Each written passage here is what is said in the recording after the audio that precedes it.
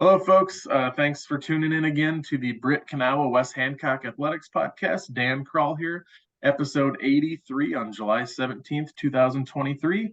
And tonight I have members from the 1977, 78, and 79 Britt volleyball teams that made it to state all three of those seasons. So welcome, ladies and Coach Beath. Before we get to these ladies and Coach, I'm going to recognize our sponsors. I have 15 of them tonight. So thanks to those sponsors. Like always, a few extra minutes go into the podcast of recognizing those sponsors and getting them some advertising and thanking them for giving to the Sanger Legacy Fund. My sponsors are Linda Hughes, Red, White, and Brew Coffee Company, the Britt Car, Truck, Bike, and Tractor Night Cruise, McNeese Tire and Auto, Ewing Funeral Home and Monument Company, Nikki Riedesill, Nick Schimdt, Jay Hiscox of State Farm Insurance, Window World, In His Image Photography, Miller & Sons Golf Cars, Doug and Kathy Zool, Levi Don Trucking, Swenson's Do It Best Hardware, Ann Hagen, and Triple B's Food Truck. So thanks again for giving to the Legacy Fund, to those sponsors. The Sanger Legacy Fund gives to our helps fund our West Hancock Hall of Fame that's coming up next month. Scholarships we give out to graduating seniors. We support any athletic activity or school-related things that are that have needs at West Hancock and other communities as well. If you want to sponsor the podcast, let me know. If you want to just give to the Legacy Fund, you can go to sangerstrong.com to do so. Way back when, 50 episodes ago, in episode 33, I interviewed Chuck Moeckly. If you haven't ever watched that one, pretty good. He played for Britt back in the 40s and has a lot of interesting life experiences. So make sure you check that out. I'll have that posted on my Facebook link when you get to that point on Facebook. All right, a couple sponsors here. Then we're going to do some introductions and get to know these ladies and Coach Beath from the volleyball teams in the late 70s. Thanks as always to Swenson's Hardware. They're your local independently family-owned hardware store and have been since 1977 in downtown Britt. Check them out at swensons.doitbest.com. Thanks to Doug and Kathy Zool. And then Jay Hiscox, State Farm Team in Britt. They're a proud supporter of West Hancock and the Legacy Fund. Give Jay or Lindsay a call at 843-3563. Thanks to McNeese Tire and Auto, located 1 mile west in Britt. Give them a call at 843-3536 for all your tire and auto needs. And then Nikki Riedesill is now a realtor for Deemer Realty, as well as a hairstylist in Kanawha. Contact Nikki at 762-3745. All right, here we go. We're going to start with some introductions. We'll start in the upper left-hand corner. That's you, Carrie Fermonic. Carrie, we have two Carries on here, so we might have to do the old school like teacher thing. Carrie F and Carrie W. So, all right, tell them who you are, where you're at these days, what's keeping you busy. All right, I'm Carrie Madsen Fermonic. My husband Keith and I live here in Britt. We have 3 kids. My oldest Nick and his wife Angie live in Michigan. They have 2 kids, Quinn and Riker. Taylor is married to Mark Sanger. They have 2 littles, Lyndon and Lennon, and Corey, and he lives here in Britt. We're both retired now, but we do like drive for Pritchard Auto on the side here and there. Pretty much golf. That's about all I do. Play with the kids, the grandkids. Let's go clockwise around. So over to Sue.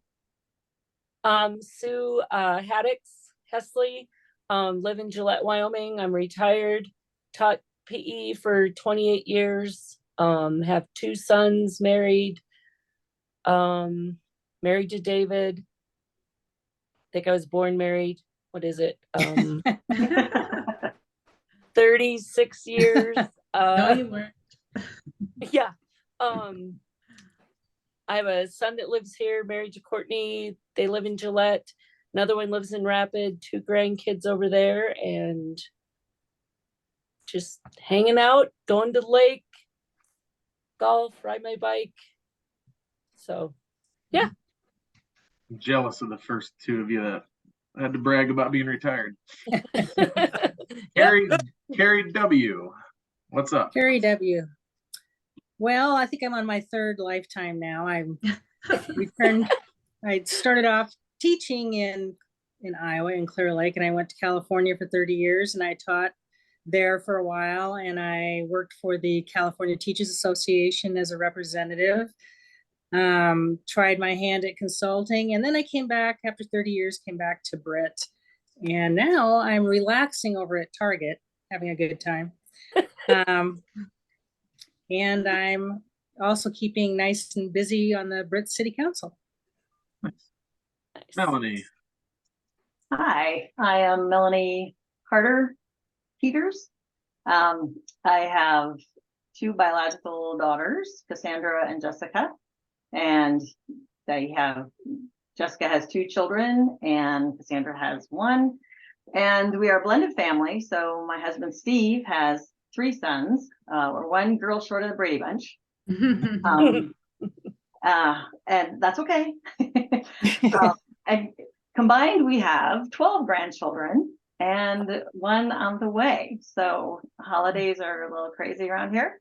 And I have to keep working so I can afford Christmas presents. And where do you guys live? Sorry, what? Where do you guys live? So we live in Waverly, Iowa. I worked for 32 years in a financial industry, home office of an insurance company called CUNA Mutual. And I got recruited a year ago to work at a gaming industry. We put slot machines on mobile devices. So I went from a really stuffy, follow the rules kind of environment to working with a bunch of gamers, and it's a trip, and I'm liking it a lot. Experience. Keep going around the circle here. How about you, Coach? Oh yeah, interesting life. So I left Britt after the 82 school year. So 82, 83, got out of teaching for a year, moved to the state of Washington. And the girls will probably remember Dave Adams and his Percher horse. And he got me to a guy out there and farming with him, kind of traveling around. I just had to do that for a year and get out of there, but had a great time. Didn't make much money, but had just a wonderful time. So in 83, 83, I had a chance to come back and teach at Hazel City Newman. That's actually my alma mater. And and they did not have volleyball. And so they wanted me to start volleyball. And that was really strange because the first night we had a meeting, I said, just as a joke, I said, how many players on the court at a time? And they must have been so used to playing PE volleyball, they go 9. And I thought, wow, this is gonna be fun. But anyway, so I was there from 83 to 2004. During that time, my first have since then been remarried. The girls are now 38. They were very good high school athletes, and they've continued to be athletes. One of them's a marathon runner, and the other's a professional bodybuilder, of all things. So that's a little hard for Dad to look at that, but that's what we have to do. So anyway, those little bitty costumes. But 2004 to 2018, I finished out my teaching career at Northwood Kensett. So I taught 44 years high school full time, and during that 2004 year, I started coaching volleyball at NIAC for 4 years, and also at that time became an adjunct instructor, which I've done for about 20 years there now, and just really enjoy that. Retired from teaching in 2018, and so still at NIAC, but we live near Plymouth on an acreage, just love the country, and my wife and I have rescued border collies for about 20 years, old border collies that can't get anybody to help them or anything, and so we've had special needs border collies. And anyway, then the other thing that keeps us busy is years ago I was into archery, and I still am, and I started shooting what's called Olympic style archery, which is the style they shoot in the Olympics. And I've competed in the National Senior Olympics a number of times, and placed as 450, and anyway, so that's what we do to keep busy, enjoy the farm life. Nice. And we won't hold that Newman Catholic stuff against you. Don't worry about that. So that's okay. And then speaking of Brady Bunch, we'll go in the middle to Alice here. I mean, Darla here, and the Okay. Darla, who are you? Hi, I'm Darla Schultz. Michelson was my maiden name. I'm live in Independence, Iowa now. I work at the church I go to as a secretary. Married to Joe, he works at John Deere. I have a son, Zach, who lives in Washington, D.C., and my daughter, Michaela, lives in Manchester, Iowa. So she's just 25 minutes away, thank goodness, because she has 3 children. Rayla, who is 3, Eleni is 2, and Eiley is 1 month. So we're very busy with those girls and future volleyball players, hopefully. And what else? I enjoy working out, running. I run some 5Ks. That's what I like to do. So, Well, Is that it? again, welcome. We got the members of teams from 1977, 78, and 79. Britt Volleyball all went to state. I had it in my head these were the only 3 teams that ever made it to state. And then when we were getting our computers set up, Carrie for Moeckly, she goes, "We made it in 75 too." And I was like, I had no idea. So 3 of the 4 state volleyball teams are represented here tonight. Sue and Carrie Wallen and Darla were also on my podcast. I don't know, what was that, like episode 9 or 10 or something like that, on the 1980 girls basketball state championship team. So a lot of success during that time frame in girls sports. And I figured the best way to start talking about this is we have to go back to the beginning, to this lady named Linda Sanger, who kind of got things started with female athletics at Britt. So this could just be the whole podcast talking about Linda tonight. But what can you guys say about Mrs. Sanger and what she did for female athletics at Britt? I'm just very thankful she did, because weren't we one of the first schools to get volleyball? I mean, there wasn't girls volleyball, you know. Not we till were one of the that 1975 was our first actual conference Volleyball. type volleyball. Yeah. Mhm. So very. Yeah, 'cause I was looking in the book and it was like, I think our whole record was like 7-4. That was our record. That's how many games we played. Wow. 11. And we went to state with a 7-4 record. That's great. But just thankful for that, because in Independence, a girl that's my age said they didn't have it when she was in high school. So thanks to Coach Beath also, and Hudson, that we were able to have a girls volleyball program. Yeah. I don't think, That's about the time. Go ahead, Carrie. well, I was just gonna say, I can't imagine any of the sports, that participated in high school without Linda. Yeah. She was just always there, and a big part of the encouragement and the inspiration. And I think so much because she didn't get to do that. And it meant so much to her, I think, to be a part, of bringing it forward now. And I'm going to say too, I don't think I even knew anything about volleyball before my freshman year. I mean, we certainly didn't have anything in junior high or anything like that. So Linda was getting a bunch of newbies always. Mm-hmm. Right. I remember playing volleyball in PE with her. And then I remember Bob Sanger pulling me out of study hall so we could work on the overhead and serve. Oh, wow. Oh yeah. Bob That's was cool. notorious for that. Yeah. And playing ping pong. If we weren't working on, he'd pull us out. Do you remember playing ping pong with him? Did anyone ever beat him in ping pong? Because even when I was in school, no one ever beat him. Nope, never did. No, it was good. Yes. Ping pong ladders where we challenge each other. Yep. Yeah, so it was very competitive, actually. Yes. Yes. But I would say about Linda is she had very high expectations, and she was a driver. So it was not fluffy girls volleyball. It was intense, and she wanted us to win, and she created that competitive spirit in all of us for sure. Yeah. And I owe a lot to Linda because, back in those days, things were different. So when I was hired back in those days, if there was a teacher opening listed, it would have coaching with it. It wasn't an option. So the art job came with the volleyball job. I didn't have an option there, and I didn't know a lot about volleyball. So I was real nervous about all that. So I don't know how many weeks and how many nights I spent over at Sanger's, with Linda, going through different things, and I was real nervous about all this because I'm thinking, because she told me that we had some athletes sitting there and that the expectations. And so anyway, I talked to Linda on that because she sure helped me out a lot, get going. And then even that first year of coaching, I mean, I could talk to her or whatever and just say, she's always at her games and, hey, what do you think? And, how, come on, get a little feedback here. So, yep, she's definitely a part of West Hancock or Britt volleyball.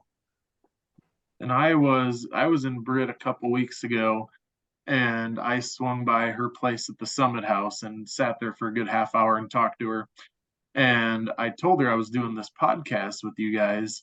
And she goes, what years? And I said 77, 78, 79. And she listed like every one of you guys, plus a lot of the others, probably all of them, but I didn't have a roster in front of me. And so she kind of lit up a little bit when she heard that we were doing this. So I know you guys meant a lot to her as much as, it's reciprocated the other way around. So she's still doing pretty well, and enjoyed my chat with her. But Coach, I gotta share this story quick. I got roped into coaching middle school volleyball in 2019 down here at Interstate. And the first game, I'm sitting there with the assistant coach who knows just a little bit more than me. And I subbed a girl out, and then I put that girl back in for another girl. Oh, naughty. And the girl at the scorebook behind, the scorer's table with the book behind me, she goes, hey, you can't do that. And I'm like, do what? And she goes, you got to put that girl back in for the same girl. And I'm like, I looked back and I said, can you just come sit by me? And this lady sat down and sat by me and walked me through volleyball. And it was I put in my resignation the day after the season ended. I was just a warm body who could communicate with parents was about all I did. So with that being said, though, Coach, I was going to ask you, besides talking to Linda, there wasn't YouTube, there wasn't a lot of other resources to figure out volleyball. Were you surprised with the amount of success that you had as a new volleyball coach? And I know most coaches will say, well, I had the athletes. What was kind of your mindset going into starting this thing up, going into teaching art and coaching volleyball in the late 70s? Well, I'll tell you, I was pleased. I guess, after 32 years of coaching volleyball, I mean, I wish I would have known then what I knew my last 15 years of coaching volleyball, but I just didn't. But I guess, after you talked to me about this podcast thing, I kind of thought about my first year of coaching there, and I thought, dang, I was really more of a cheerleader for them than I was a coach, because, I mean, I wanted them to believe in themselves, and they were very good about that. And I guess going into it, I didn't have the expectation of, let's get to state. I guess I'm just thinking, let's win some. Let's see what we can do here. And as it got aggressively going, it's going, we're looking pretty good here. And so I guess when we did make it to state, I thought, wow, this is just amazing. But yeah, we did it. So yeah. Nice. So Speaking was of- 77 your actual first year, Ted? Was that my first year? Was the 77 your first year? So At did I Britt- have Linda 75, 76, just Linda? Yes, I was there. My first year was 77, 78 school year. Yeah. Correct. Okay. And I would say, But I was when- thinking we had somebody else, like whether it was Bill Hudson helped out, He helped out something, didn't he? Wow. somebody I helped don't Linda know. a little Coach bit. Daly. we had De Coach Leon. Daly. Oh, De De Leon. Leon. That's Yeah. what I was just It's gonna De bring up. Leon. It's like, yeah, we can't leave And- out what he brought to our program either. I mean, he had this uncanny ability, talent to bring people together and care about each other, build that teamwork mentality. He would bring his guitar on the bus. Yeah. Oh, yeah. And we would sing. What was the song we sang?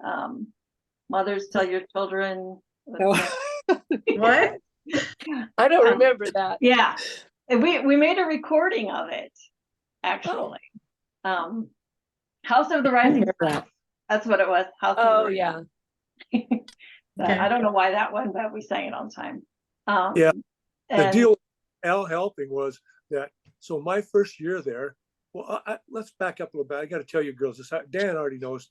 So back in those days, Britt and most schools had athletics divided into categories so that to get paid, so the coach got paid by those categories. So they were called major sports and minor sports. So of course, football, wrestling, basketball, they were major sports. And so those coaches got paid more. And then the minor sports were like softball, baseball, and golf. But then what happened was, you notice I didn't mention volleyball. And so the 3 years we made it to state, we were not a sport at Britt. We were not a sport. We were listed as an activity. And so I got paid, believe this or not, I got paid, I think it was probably no more than $320. Wow. And an activity. And so activities didn't have assistant coaches. And so my first year there, I was into wrestling, of course, too. I volunteered to Al to be an assistant wrestling coach and unpaid. And so Al came back as kind of a reciprocity because Al and I got along very well. And so he was not paid. He was volunteer coach for us. And like Mel just said, Al had that's kind of a nice thing about that. Different coaches do different things and can handle different things.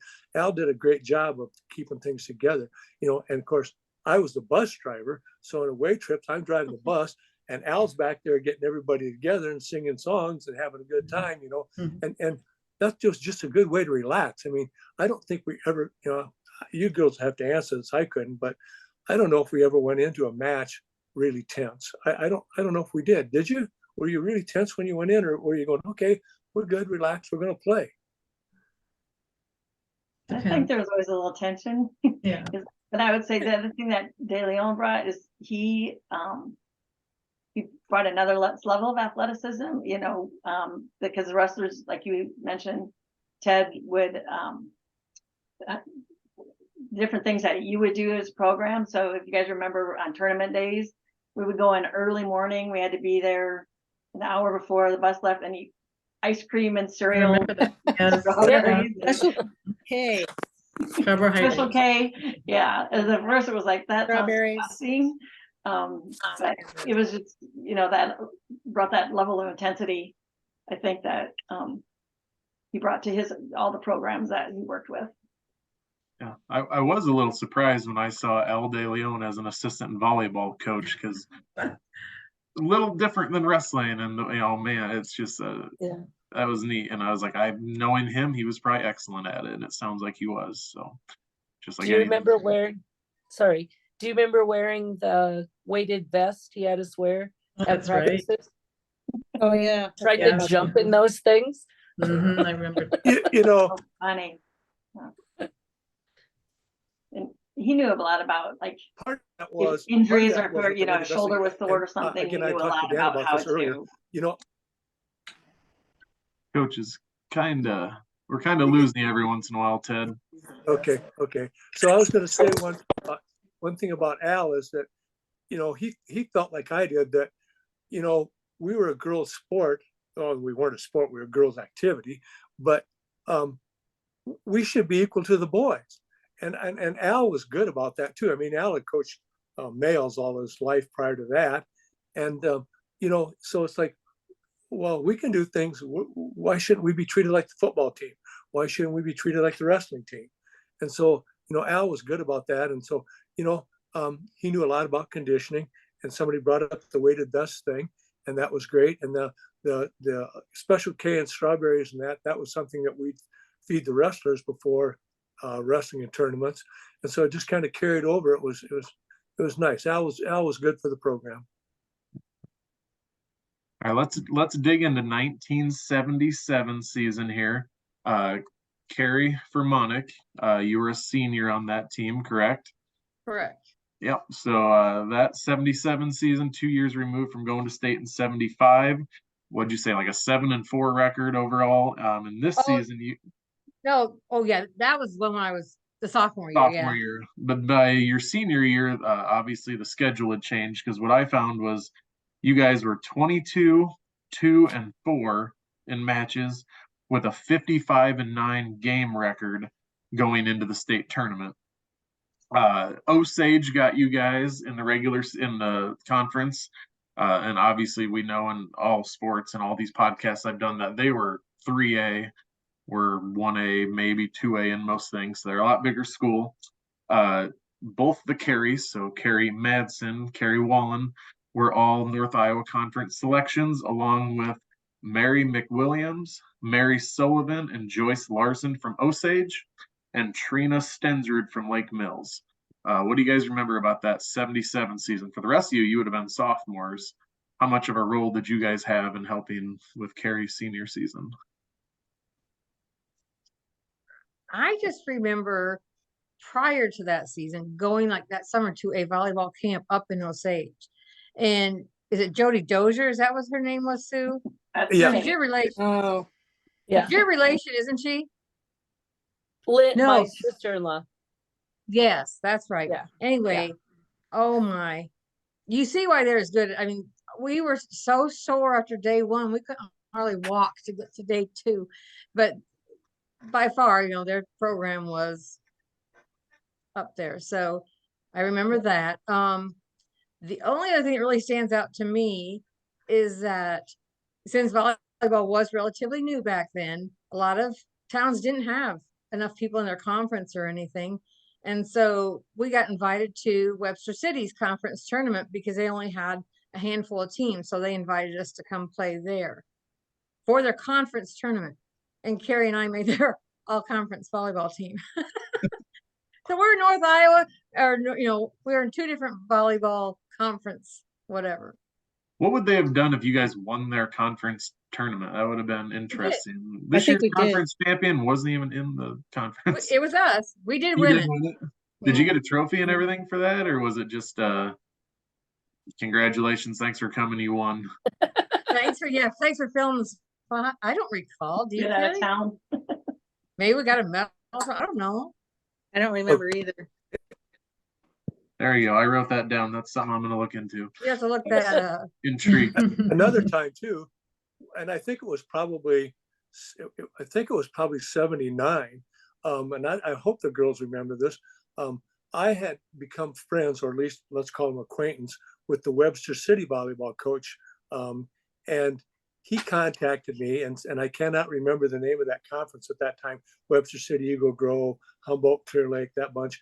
And they had 7 teams. They did not have 8 teams in their conference with volleyball. And so somehow they got us invited down to that tournament and put us in their conference tournament.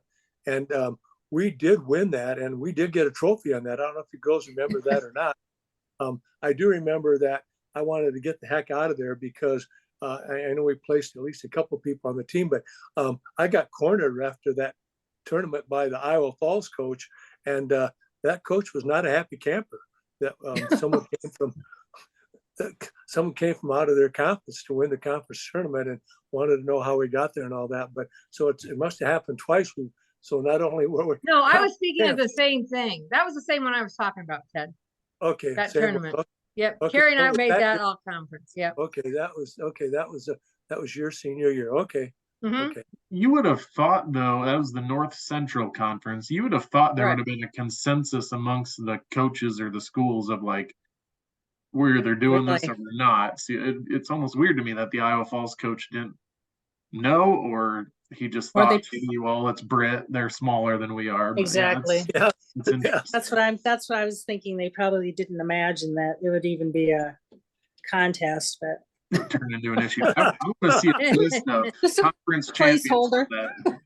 Placeholder. Yeah, Whoops. now I just want to find a list of all the conference champions from the North Central Conference. It'll say like Webster City, Eagle Grove, Garrigan, Webster City, Britt. Like, I just want to see it. I'm know assuming champion. they didn't have volleyball much more than we ever did. You know what I mean? They probably Right. hadn't started much earlier if they were still that shy of teams. Yeah, that's interesting. That's neat. So yeah, let's go to postseason here. All I could find from the postseason leading up to state was the district final match against Webster City. Speaking of Webster City, We were down 4-0 in the first set, tied it at 9, ended up winning 15-9. And then we won the second set 15-11. And then the third, we won 15-2 to clinch your ticket to the state tournament in Dubuque. Originally in the podcast, I was like, hey, what were your feelings of being the first team to ever make it to state? Well, now I know 75 made it, but there was that year in between. For you sophomores, Sue and Carrie and Darla and Melanie, this would have been your first experience of this. Carrie, for Moeckly, Madsen, you were on the team probably, I would imagine, for your sophomore year, but what was it like getting to state, knowing you're going to go down to Dubuque and compete in a one-class system with all these bigger schools? It's intimidating to get Yeah. there when we got there. It was a long trip on the bus. I remember that. There was 218 wasn't there, it was 2 lanes, I think. But Yeah, and I remember those intimidating with all the big schools. those Dubuque schools. I thought they looked like they were professionals. They were, if I remember correctly, I mean, they were doing all the short set, Mhm. all the little, what I called trick plays at the time, but it was really a part of advanced volleyball. Yeah. Yeah, it And was Cedar something. Rapids teams. Yeah. We were just glad to be there. We Yeah. were. I mean, we weren't going to be competitive at all. Well, and we were playing the 4-2 offense, Yeah. and they were all doing, like Carrie said, trick plays. Well, there weren't any classes back You're then. right. We Right, all right. played in one, so just for a small school like Britt to get there and play against all of the 3A, 4A, what would be 3A, 4A schools now, and Yeah. Yeah. compete was a pretty good Honor. accomplishment. Yes. Do you guys Well, remember that Lake Mills was supposed to go to state also? Lake Mills was starting to be a powerhouse back then too, and they made it to state also, but they were scrimmaging NIAC apparently, Oh. and that was not allowed. And when the state got wind of it, they bumped them off the state tournament team, and some other town went. They still went and Oh. just kept their hotel rooms. They stayed in the same hotel as us. So we talked to the gals and Boy. stuff, but they did not get to compete because they had scrimmage night. Oh, Oh, wow. I don't remember that. I Wow. don't Don't remember you? that. Mm-mm. Mm-mm. Yeah.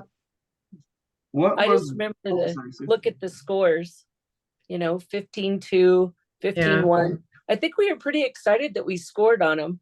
Yeah. Yeah. Well, I found that you guys went 1-5 and placed 12th. So do you remember who you beat? Oh man. Yeah, I don't remember that either. That was a long time ago. Mhm. Yeah. I mean, that was set up, once you got to the state tournament, it was set up in, it was played at 2 different locations. I think we played at Dubuque Senior, I think, and it was at Hempstead and Senior. Those are the 2 places. And so there were 2 pools of 4 at each place. So what happened is we took the 3 other teams in our pool and played those each 2 games. And so what happened was then in each pool, the team that was first advanced out and played the team that was second in the other pool and vice versa. So I don't remember, somebody we must have beat both games.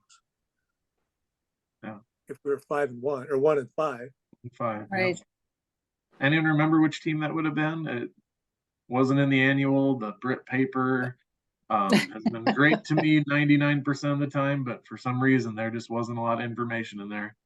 No. Gary Harold doesn't remember. I don't know that he would remember that. I'm not going to leave the room to find out. No, that's okay. We should have I thought of don't know that if you earlier. remember that or not. I should have asked her about that. Mm-hmm. I'm sure they made the trip. Oh, yeah. And that was my next question. What was the support from the school and the community for volleyball at the time, and what that looked like?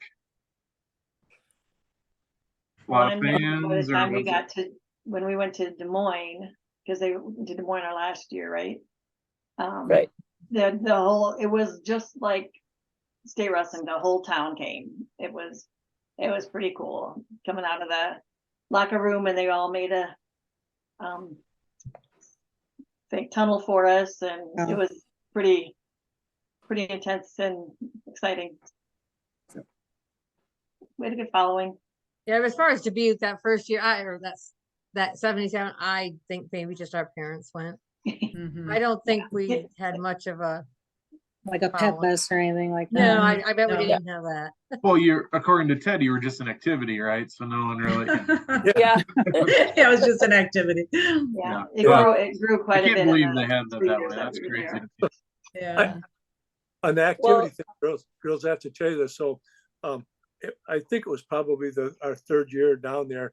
And I do not remember the gentleman's name, but the gentleman that was in charge of volleyball for the Iowa Girls High School Athletic Association came up and talked to me and just kind of, introduced himself. We were talking and he talked about, well, geez, you guys are the smallest school in here, And I explained to him, what that was all about. And I said, we're not even a sport. And he goes, what? And I said, we're an activity. I get paid as an activity director. And he goes, well, I'll tell you, coach, he says, you got the best dang activity in the state, and then he apologized to me because he said, in 2 years, in the school year 81, 82, he says, we're going to class girls volleyball. Mm. And, and I think about that a lot. And I think, if they would have had it classed a couple of those years, where would we have been? I mean, where would we have Right. Yeah, I think we would have been pretty tough. been? Our size. We Yeah, went in no one gave us undefeated, much right? trouble when we were playing schools. Yeah. So, well, and but looking that's at an ifs and buts. So, looking at all the yearbooks, we wore our basketball uniforms. Well, yeah. Oh, we did, didn't we? Yeah, isn't that nice? And then our senior We year, did. Our senior year, we finally. yeah, Yeah. we got a mid-year though. We didn't. Oh, for that's the right. team Yeah. Picture, yeah, the team picture. We're in our basketball uniforms, so yeah.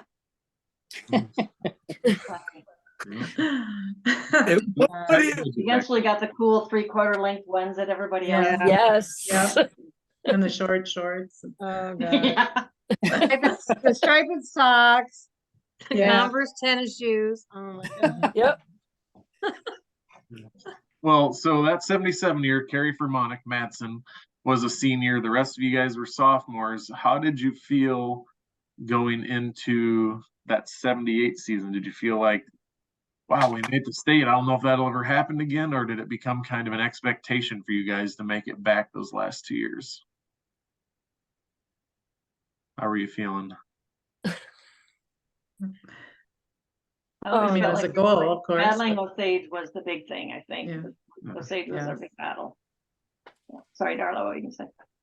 I was just gonna say, well, yeah, the goal would have been to go to state again. I mean, I assume we all wanted to do that again, but Osage was definitely the team to beat. I would say, because I don't feel like this group were ever very good losers. Right. So I think it probably always was about an expectation, Mhm. of getting to state. Mhm. Well, before we get to that 78 season, let me hit a few more sponsors here, and then we'll get to that. Levi Don Trucking. Thanks to Levi and his trucking company for sponsoring the podcast. Call Levi at 641-860-0077. Thanks to Linda Hughes. And then Nick Schmidt. I think, Carrie, you've heard of him, haven't you? Yep. Yep. Good dude. He's sponsored so many of these episodes and no business attached. He's always just been like, I want to give back to the Legacy Fund and help my alma mater. So thanks again to Nick as always. And then Michael Ewing of Ewing Funeral Home and Monument Company with locations in Britt, Kanawha, Clarion, Belmont, and Dow's. Give Michael a call at 843-3839. And then Miller and Son Golf Cars in just outside of Britt, over 50 years of business experience. Give Skip or Jim a call at 843-4132 or check them out at millergolfcars.com. All right, let's talk about this back-to-back 1977 going into 1978. You guys would have been juniors. Carrie, where would you have been at this point? College, working? Where did after high school take you? I actually did go to Nyack, and I believe I was going to go out for the volleyball team. But I was driving back and forth from Britt. I didn't stay in the dorms, and I was driving with another gal from Britt, and so I didn't stay out for the team. It was just too much work, and our schedules didn't. So that was it. Yep. So let's go back to Al De Leon here for a second. It says he was an assistant in 78. Was he also an assistant years prior, or was that his first year? That 78 would have been his first year. Okay. Wasn't it just 1 year, or did he stay 2? What was that, Carrie? I said, was he an assistant more than 1 year? No, he was 2 years. Yeah. Okay. Who Yeah, came 2 up with, I keep losing the pictures here. Who came up with, remember the poem? Yes, I Used to have it. recite? I have it right You here. know, okay, so Darla, just a second. I'd like you to read that poem in just a second. So that was something that I brought in. I knew about that poem, and we'll let Darla read it. And I I guess could recite it. every volleyball team I ever coached, even Nyack, we said that before we played. So go ahead, Darla, read that poem. And anybody can feel free to join. I'm sure it'll come All back. right, let's do it. If you think you can. If you think you're beaten, you are. If you think you dare not, you don't. But you don't. If you like to win and don't think you can, it's almost a cinch you won't. If you think you lose, you've lost. For out in the world you find success begins with a fellow's will. It's all in the state of mind. Full many a race is lost before even a step is run, and many a coward fails before even his work has begun. Think big and your deeds will grow. Think small and you'll fall behind. Think that you can and you will. It's all in the state of mind. If you think you are outclassed, you are. You've got to think high and rise. You've got to be sure of yourself before you can ever win a prize. Life's battles don't always go to the stronger and faster man, but sooner or later, the man who wins is the fellow who thinks he can. Yeah. I All right. forgot about that. We Yeah. said that before every single game. Huh? Yeah. Ted, did you And write when I- that poem? Was that an original Ted Beef creation? No, I wish I No. could take credit for Sounds- that. If you look that poem up, it'll actually say author unknown. yeah. I was gonna And say, I I'm don't pretty know sure how I've heard that found- before too. Yeah. Yeah, When I taught in don't know how California, Go ahead, Carrie. What were you saying? I was gonna say when I coached in California, I had my players do it too. Uh, Great. That's great. I thought you were cool then. So what I found from this season, 78, is it Hampy? Is that how you say the last name? Hempy. Hampy. Hampy. Mel Hampy was honorable mention All-State. Carrie Wallen was second team All-State and also All-Conference, and so was Darla, All-Conference. You guys were 41-18 overall. You guys won the North Iowa Conference tournament, the first time in school history. So you did get past Osage that year. Do you remember that match against Osage and the conference tournament at all? I do. I'll tell you. Here's Wow. how I remember. I remember it because, okay, so Jody Dozer's a coach, and I have to admit that Jody did help me to learn some coaching things.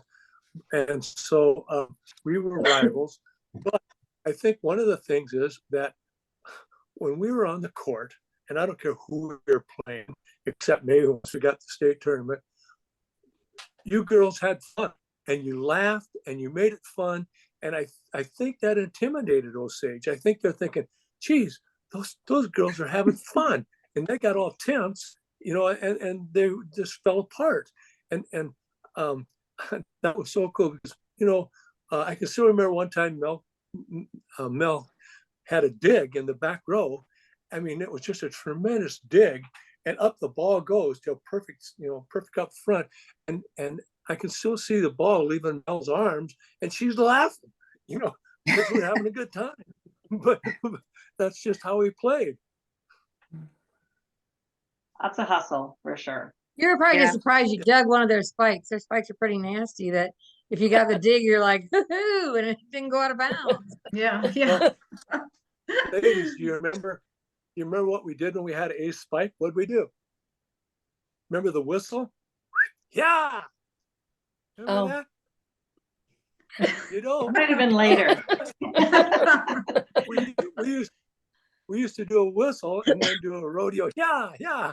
But and then another thing about that Osage thing when we beat them, I don't know if you remember this. When we walked in the gym at that conference tournament that year, it was at Osage, and back in those days, some of you girls were probably involved in that. I think cheerleader wise, they'd make signs that would say Garner, Britt, whatever, and they'd put them up in the gym where the spectators were to sit, and they'd always be written real nice with marker. And I have a little picture of the mascot, being an eagle or whatever it happens to be. And when we walked in that gym at Osage, up in the upper left-hand corner of that gym, way in the corner up, was Britt written in one single line, just Britt. No mascot, no nothing. And if you girls remember this, we weren't even dressed yet. And we walked in that gym and I huddled y'all up and I said, girls, when we win, the first thing we're going to do before we shake hands is we're going to go up and get that sign. And we did. Remember that? And I think that just frosted Jody. It was great. I was like, we're the only school that had cheerleaders. We had volleyball cheerleaders. We did. Yep. I don't remember that. Wow. Yeah, Amy Rourke and yeah, they bump And set spike. That's what we like. Yeah. Yep. Nice. Speaking of Spike, who would have been your big hitter? Who is the one that was? Harry. Harry. Harry was the big hitter. Who is the best server on the team? Oh, probably Darla. Darla. Sure. I know I had one game that I think I got through the whole thing serving. Nice. Yeah. I think we had some wicked servers actually. Yeah, I think it was pretty, Pretty balanced. yeah. Yep. And the thing is, so I've done 83 of these now, 82 and a half, because we're partway done with this one. Everyone on this podcast is so stinking humble, it almost drives me nuts. I ask, who did this one? And everyone's like, oh, I don't want to say anything. Everyone just kind of deflects the praise, which to me is what makes Britt Kanawha West Hancock pretty awesome place, because it was all about winning Teamwork. and teamwork and doing well. So there's times where I just want to be like, someone just say but that is also what makes this community and school a pretty awesome place to be a part of. So I knew as soon as I asked those questions, the other people would chime in with other people's names. And so that's how it rolls, and that's not a bad thing. But I think in all of our sports, it was, when you're playing as a team, you want to win. So how do you win? You have to play as a team. So I don't think anybody, not even Gary or anybody thought, I'm going to take any glory, because it was, we wanted to win. And in order to win, you have to have everybody. Yep. Team After thing. every single play, whether we got the point or didn't get the point, we would meet in the middle and Yes. say, okay, let's go. Yep. Every time we meet in the middle and here we go, cheer each other on. Yeah. That was Well, and you intimidating say- for the other teams. And then Well, we you would always say remember we would sway back and forth. We would Oh, yeah. so this red and white sea of going back and forth used to irritate the other teams too. But you said like which person, with volleyball, it's going to take 3 hits. I mean, if you do it right. Right. So the bump was important and the set was important. But Carrie, by far, I mean, the spike was Carrie. I mean, her power and her jumping ability, we just had to get it to her. Yes. Sue Hesley on the other side was pretty effective too. I wasn't there then. I'm talking about my year. Okay. I was on the other side. I was on the other side of Carrie to spike. If it wasn't her, it was me, and I'm not as tall and I can't jump as high, so it was her. Yeah, and like you said, I mean, it took everybody, because I think our skill set was pretty decent. I mean, as far as getting the ball up, and then we had good setters, and I mean, it was a whole team thing, as you said already. But then you didn't have such a thing as a libero. I think if we would have had something like that, that would have been my strong suit more so. Maybe Mel's also. That would have been that was what I like to do, is dive and dig for that bump to begin with. But we didn't have such a thing. So we usually didn't. We just have like 2 setters, one in the front row, one in the back, and we didn't cross what do you want to call it? Cross line up. I mean, we were just like 3 in a row. We didn't do any of those fancy Well, I Same. think that next year after we went to state down at Dubuque, I think Coach, that's when he moved us into something different, and we fought it and we fought it. And we fought it. But it was the right thing. So, Yeah. so We Melanie, actually so- we actually so- went into what was called a 5-1, and so that was completely different. But you know, I actually got that from Mason City's public school coach, a nice lady, and helped me out a lot too. And you know, that's what kind of most of those teams were running, was a 5-1, and it just gave you some more options. And I know change is hard, but I thought, you know, if we're going to do this, this is what we need to progress and get a little bit better. And you know, the 4-2 is cut it for us all the time. Now, was that kind of in anticipation of the state tournament, Coach? Like, you went down the year before, a couple years before, and you're like, these schools are running these whatever offenses, and we were kind of running a basic thing. Was it more to prepare for playing bigger schools in a regard? Well, yes, and that, and you know, I the 5-1 just gave any team that played it was just more options, and we had to do that. I mean, to stay competitive. Well, to stay competitive at state, we had to do that. I mean, within our conference, within the other schools that we played non-conference, we didn't play a lot of big schools non-conference, but you know, it was just progressive volleyball. And again, had I known what I knew the last 10 years of my coaching career, I don't know, but volleyball changed a lot in that much amount of time too. so Because basically, Melanie, oh, sorry. I'm I gonna was go gonna say- back. Yeah, Melanie, I was looking at my yearbook and I have written on there, it's a picture of Carrie spiking. And I wrote in there, Melanie and I laughing at all the times Carrie smashed people in the face. You know, For a Oh. few. I know, but I just thought that was so funny. It's above one of the pictures. So that was pretty funny. Mhm. hey Sue, here's, Yes. I don't know if you girls remember this, when we were playing, and I think it was just a regular, not any tournament or anything. I still remember this up at Lake Mills. And so what happened was Carrie Wallen spiked the ball down hard, and one of their back row players digged the ball up. And when it came up, though, it came up as a perfect set back to Carrie. And I could just see Carrie smiling. I could just see her smiling. And she just jumped up, played into that ball, and she hit that girl was down to dig, and she hit that girl right in the head. And that girl dropped back and bumped her head on the floor, and they had to stop the game.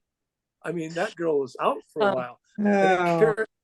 Carrie would not have done that on purpose, but that girl was just in the right place at the wrong time, or the wrong place at the right time. I don't know, but that's what happened. I can still see that. Yeah.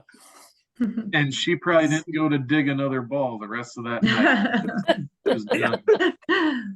Which brings me to my Carrie next was question. getting With Carrie spiking the ball, was it kind of an intimidating thing? I mean, were girls like, you guys walked in the gym and they were just like, yeah, we're done. Like, was there a sense of they were timid on the other side because they knew that ball was coming at them and coming at them fast and hard? Or was Carrie better at placing it in spots, or you name it, she could do it? Yeah, she could play. You could place it, right, Carrie? You placed it. Oh, Yeah, she placed it. Lost my volume. Oh, okay. Her You were- dig shot.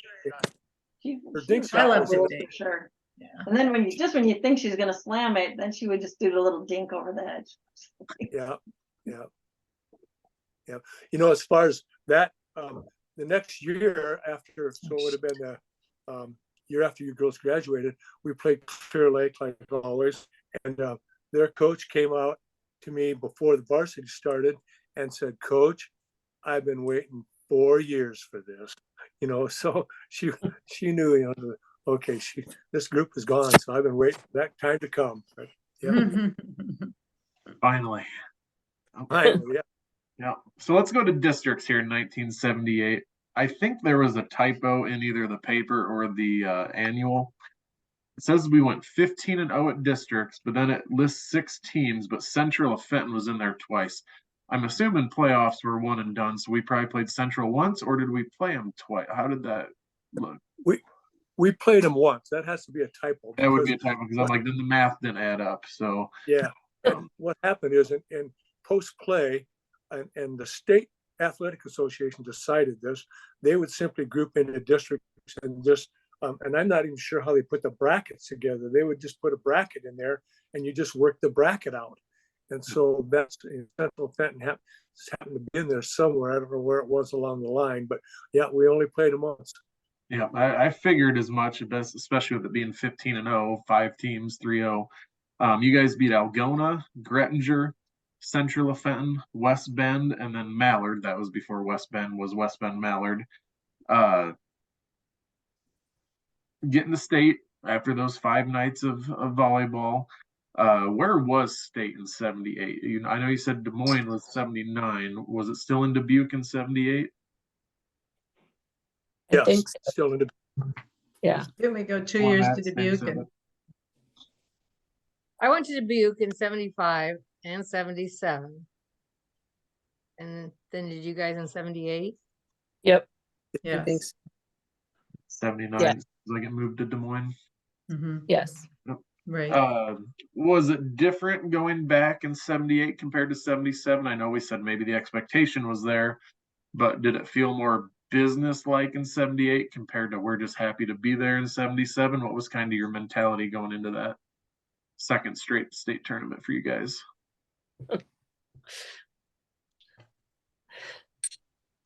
Well, at least we I had been think- there once, so it was probably more business. Yeah. More- Yeah.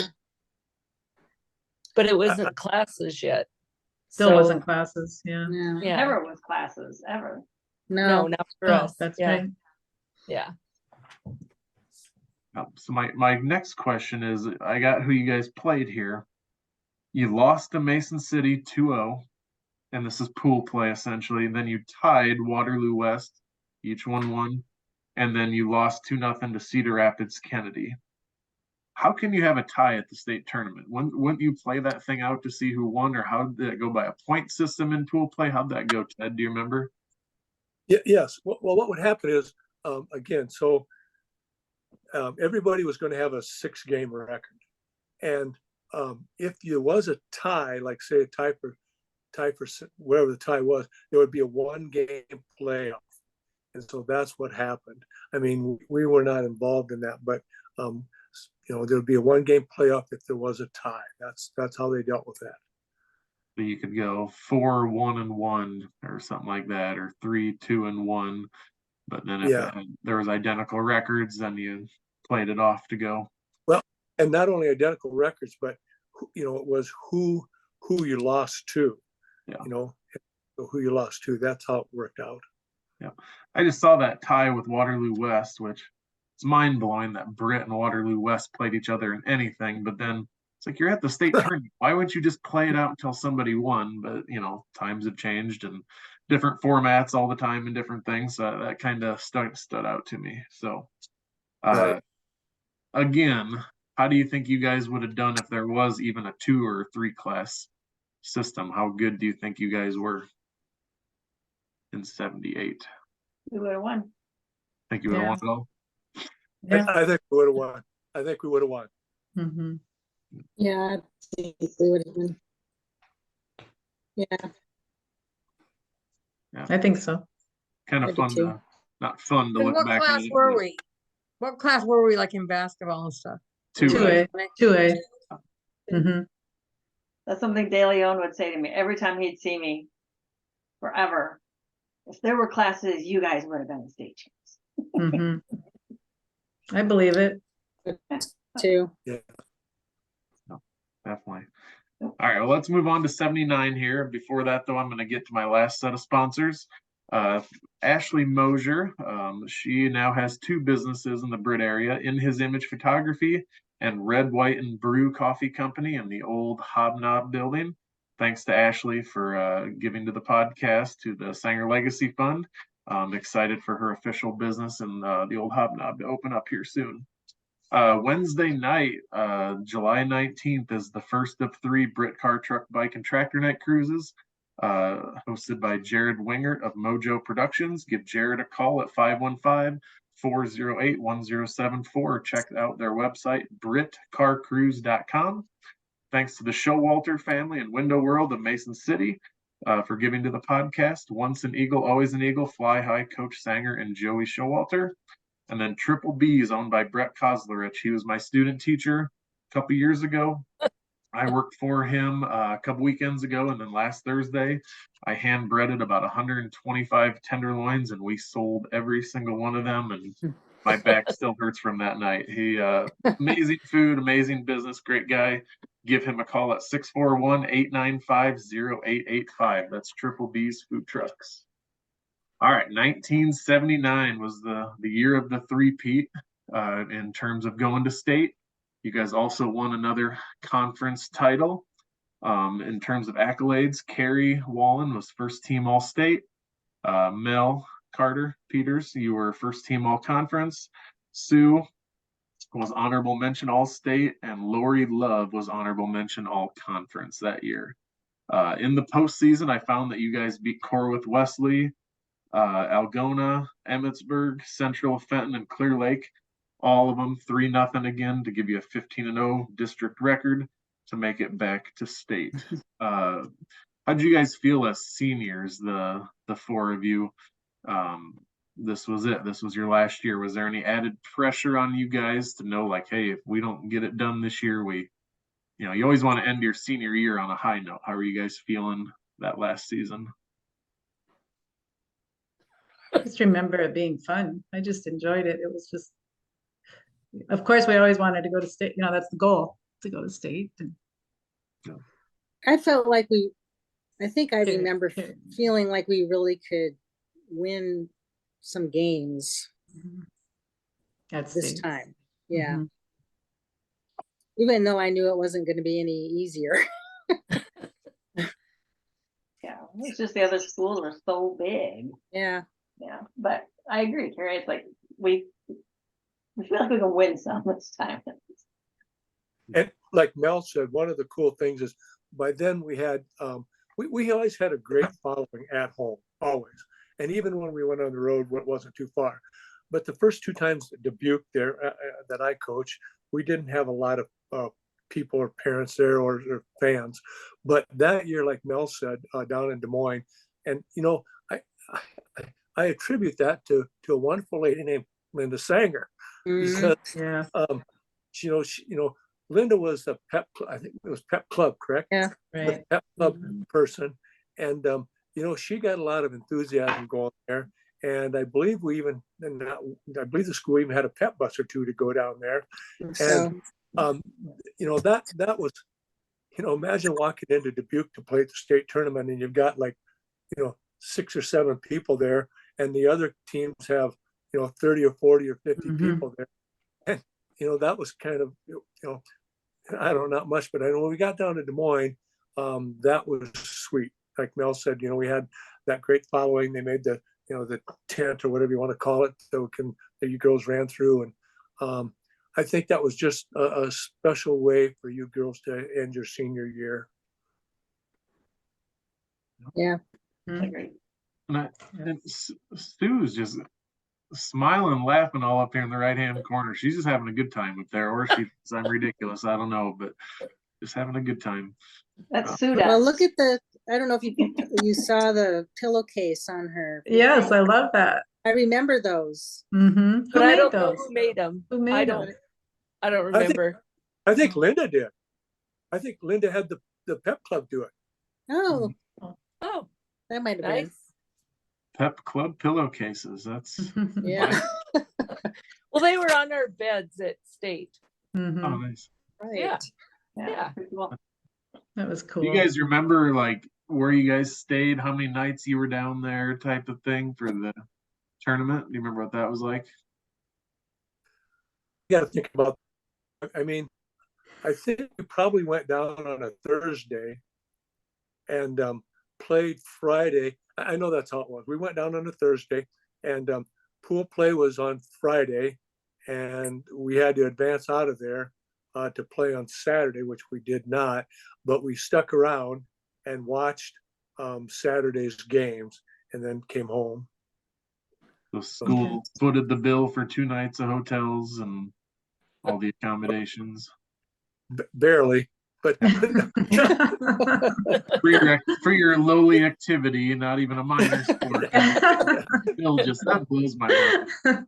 I'm curious to know when that ever changed to like, no, there's not classifications of things. That still is. When Ted told me Well- that the other night, that just, I couldn't believe it. So that next year, the 79-80 year, we were classified as a minor sport. But you know, the thing that got me, and I told you that the other night, is the starting date. You know, the Athletic Association said you can start this date was the same date that football started. And the one year that football did not make it to state and we did, we played longer than the football team did. And so it's like, wait a second, where's the justice in this? Yeah, right. So That's do you, hard.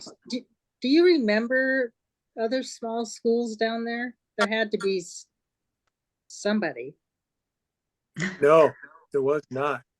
There wasn't any smaller schools. We were this. I mean, if you talk about, okay, I don't know what our student population was at that time. How many were in your graduating class? Like 74, wasn't it? 74. Yeah. About that many. But there was no school that was, I mean, there might have been school, let's just say if we classed ourselves as 1A, there were probably a school there that was maybe a 2A school. And then all the rest of them, again, were the Dubuque schools, Cedar Rapids, all those schools, again, Fort Dodge, you know, and so, you know, we were the little kids on the block. Mm-hmm. And was that something people talked about? Like, holy cow, this Britt school, and people had to like look you up on a map. Were you kind of like, I don't know what word I'm looking for, but were you like those, like the cool kids that were coming in, like all these big schools, and it was like, oh, that small school Britt, I like these guys. They're here again. Did you kind of feel like you had that reputation at state, or people talked about you a little bit? Yeah, didn't really get. I think, Didn't notice. I don't know. well, with the coaches, you know, even though you may not like another coach, well, I shouldn't say not like them, but, you know, I saw them as a rival. But, you know, I had coaches come up to me and go, well, you guys made it back again, you know, it's in a positive way. You know, you guys made it back again, and you guys must be pretty strong and all that. But, yeah, I think that among the coaches and probably some of those bigger schools, fans, crowd following would go, geez, you know, Britt's here again. You know, they must be serious. They're all right. Yeah, I guess one way to compare it would be like I went to an NCAA tournament here in Des Moines a couple months ago, and I think Colgate was playing Texas, a 2 seed versus a 15, and that whole Wells Fargo arena was cheering for Colgate because they're the small underdogs. Did you feel a little bit like when you're playing Fort Dodge, was there any of like even fans that weren't from Britt were kind of cheering you guys on because they're like, oh, wouldn't that be cool if that small school beat the big school type of thing, I guess is where I was trying to go with that. And I'm guessing in the paper, like the Des Moines Register or something, there had to have been a little mention of, you know, all these big schools, and then they're like that. Put us on the map a little bit, at least, I would imagine. So I think we had other schools cheering for us. I think we did. When you read the other newspaper articles, it's really sad they don't give you any information. It was like a box score, like baseball. Yeah. Britt won 15-2, 15-5, 15-7, whatever. It wasn't mentioned anything. It's not like they gave you any stats. It just said that we won. Mm-hmm. yeah. There was a write-up in the Courier, or not Courier, that's where I live, the Mason City paper about the team with the chemistry. And so, Yeah. Yeah. yeah, so that was a cool write-up that we're featured once in there. But you know, if they were cheering for us in a different way, I think we were just so in the zone. Yeah. I'm not sure. You don't really notice the crowd. I mean, you know, Right. you're focused on the game. Yeah. So, Should Did you be. have much of a crowd in those other years? I know when we went to Dubuque, like you said, if you had a few parents there, even the other towns, I don't recall lots of people in the stands in yeah. Dubuque. I don't either. But I don't recall, was it any better as it went on? Like you said, you took a pet bus, so it must have gotten better. The senior Well, year. Our senior. yeah. Was big. Mhm. The Dubuque schools, I mean, that was their hometown, and Dubuque Water Right. was in it, Dubuque Yeah. Senior was in it, Yeah. and they had tremendous following. I mean, volleyball in Dubuque, that's where it all started, and so they had huge crowds. Mhm. But again, I don't know which one of you just said this, but it might have been Mel, but that was a good way to say it. When whoever the six were on the floor at the time, you were in the zone. You were in the zone, and the concentration level was high. You were focused, and I never had to worry about that. I mean, I never had to think, I hope so and so's on tonight. I hope so and so's on tonight, because when you ladies hit the floor, I mean, you were there for business, and I just thought that was so cool. One thing that was different then is we would have some pretty long games because it was you didn't score unless you served. Yeah.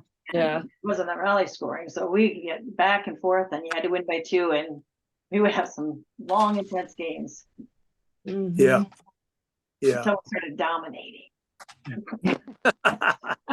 What do you guys prefer? Do you prefer that old way of scoring where you had to serve to score, or do you like the what they call it, rally scoring or whatever now, where Rally. whoever you can score no matter what? What do you guys like better? Rally. The rally scoring, and again, I coached much longer after those years when they went to rally scoring. I as a coach, I enjoyed the rally scoring, and one of the things that would help if you in the rally ball is if you had a couple great servers, you were ahead of the game there, because if you kept serving and serving ace serves or one-handed ball, you were in the game. I mean, that was what it was about. All right. State tournament 1979 here. You guys tied Fort Dodge 1-1. You tied Carroll Kemper 1-1, and then lost to Jefferson 2-0. So to go back to what one of you were saying earlier about thinking you might have a little more success at this point in time, I mean, tied 2 teams, could easily been 0-3 against those 3 teams. So it was a 0-1-2 record. I'd say there's a little bit of improvement there. Less losses that year. But again, just the craziness of going up against these bigger schools. It would have been a lot of fun to see how it would have been if there was a class system where you were playing against comparable schools. But I 4 trips to state in a 5-year period from 75 to 79.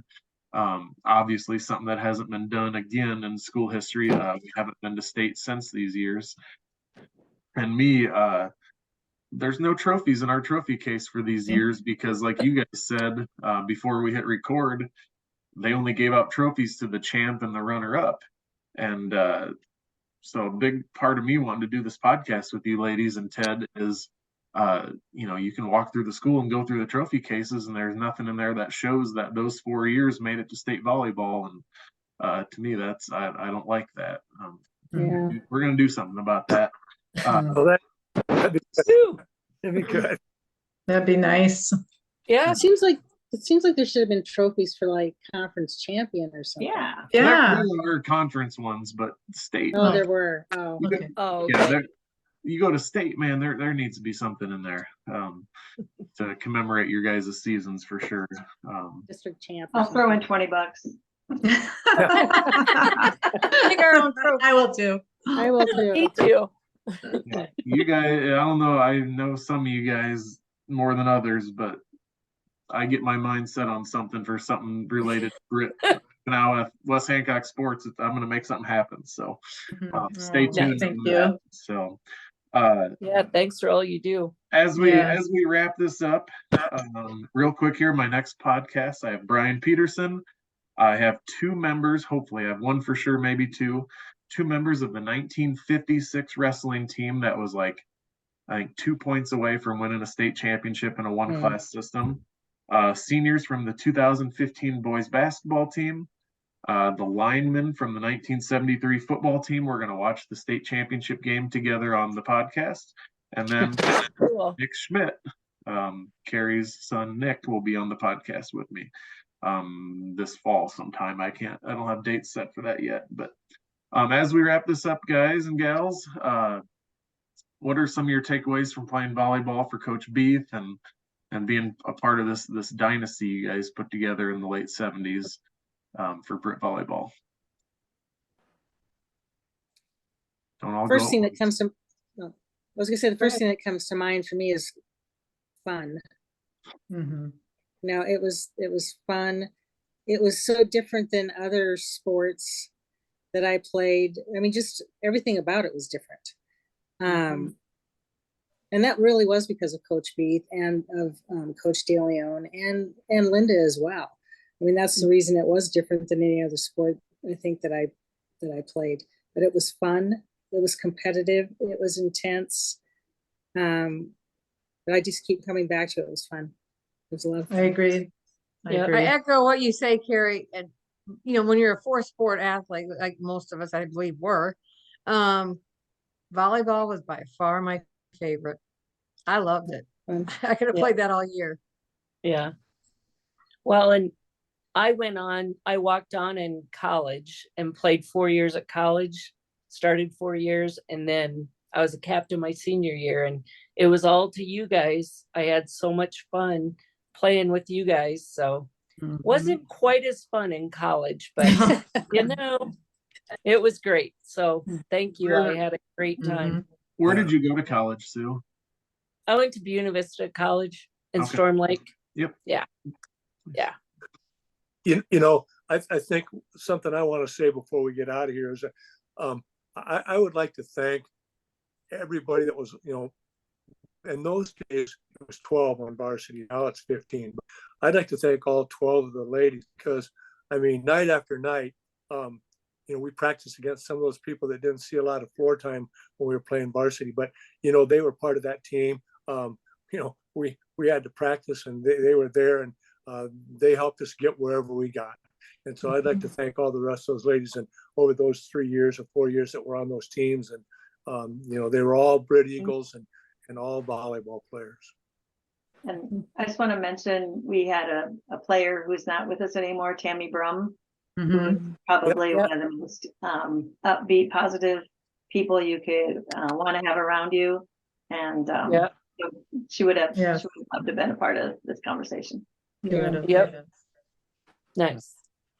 And with that, I'm going to throw out a plug again for the West Hancock Hall of Fame because Tammy's dad, Denny, is going to be inducted in about a month to the class of 2023. A lot of good people. Jim Timmerman, I just got off the phone with yesterday.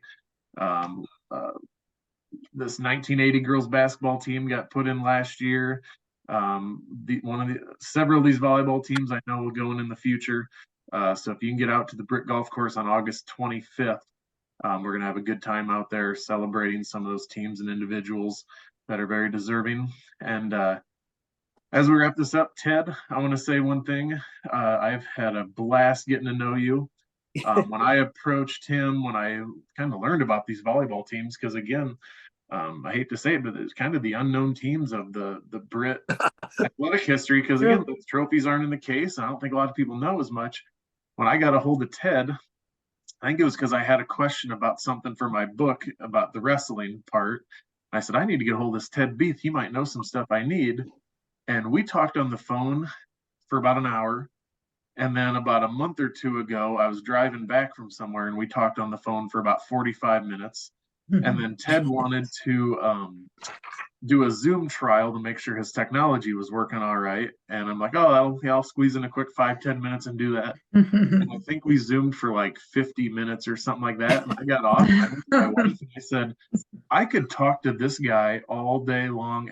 We could just talk nonstop. We just had so many fun stories to share and things to talk about, people we knew in common. And I could just tell that you guys had a pretty good coach and a good role model, along with Coach DeLeon and Linda Sanger and a bunch of others. So again, I always go back to the Britt, West Hancock, Kanawha grads, where we were all pretty blessed with great coaches and great teachers throughout the years. So Yep, definitely. Yep. And so as we wrap this up, I bet you someday I'll just give Ted a call and we'll just pick up where we left off and we'll talk for another hour. So I would enjoy that, Dan. I would enjoy that. yeah. All right. Well, I want to thank you guys again for coming on and talking about some late 70s volleyball. Go Eagles. Thank you, Dan. Thank Thank you. you. Thanks, Dan. Thanks,